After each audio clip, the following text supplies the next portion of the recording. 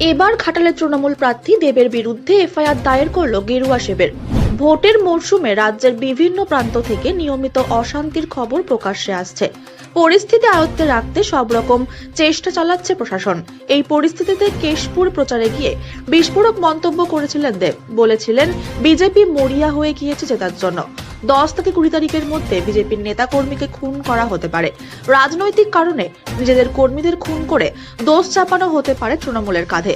দেবের এই মন্তব্যকে কেন্দ্র করে স্বাভাবিকভাবেই শোরগোল পড়ে গিয়েছিল রাজনৈতিক মহলে। পরবর্তীতে সিউড়ির সভাতেও ফের কার্যত একই কথা বলেছিলেন দেব।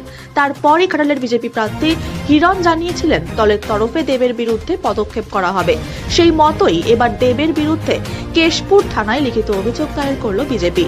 অভিযোগপত্রে বলা হয়েছে, দেব যে ধরনের মন্তব্য করেছেন তাতে কর্মীদের মধ্যে আতঙ্ক তৈরি হচ্ছে।